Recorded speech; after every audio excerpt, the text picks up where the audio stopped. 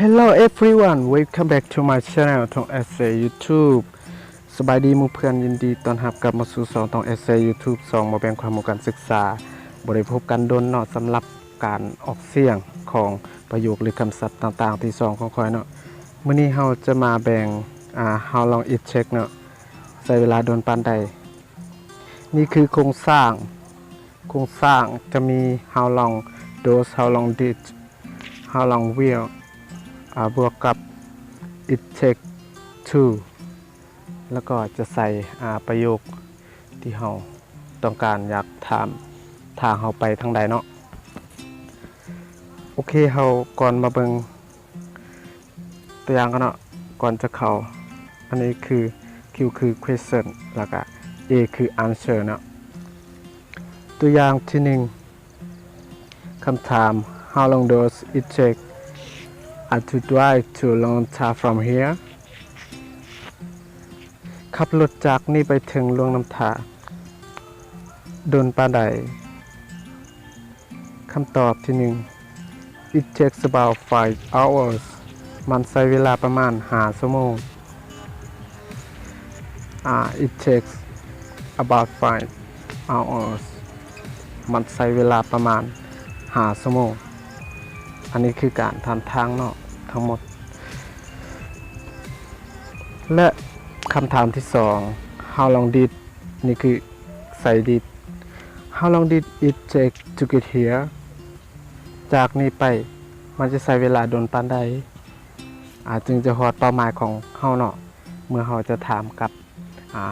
คนต่างประเทศเนาะนี่คือคำถาม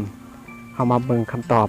ของข้อที่2It didn't take long. It took about 7 minutes. มันบ่ไกลมันใส่เวลาประมาณ7นาทีนี่คือคำตอบข้อที่2ไปเบิ่งข้อที่3คำถามเนาะ How long will it take to get to the ลงน้ำทา TCC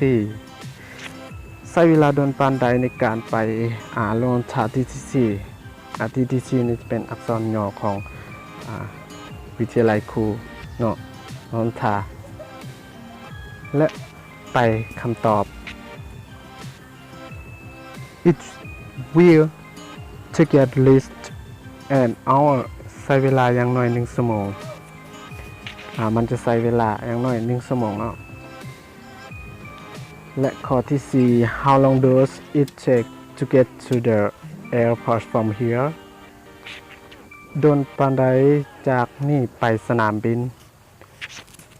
นี่ก็คือการถามหาสนามบินเนาะระยะทางมันไกลปานใดใช้เวลาเท่าใดไปคำตอบที่4นี้ It takes 2 hours to get to the airport from hereมันใช้เวลา2ชั่วโมงจากที่นี่ไปสนามบินนี่คือคำตอบข้อที่4มาต่อข้อที่5 How long does it take to walk to Night Market from here มันใช้เวลาโดนปานใดในการย่างไปจากที่นี่ถึงตลาดกลางคืนหรือหอดตลาดกลางคืนคำตอบข้อที่5It takes about 20 minutes มันใช้เวลาประมาณ20นาทีเนาะอันนี้จะเป็นคำตอบที่5สำหรับวิดีโอนี้ก็จะหมดเพียงซ้ำนี้เนาะสำหรับการทำทาง Thank you for watching my video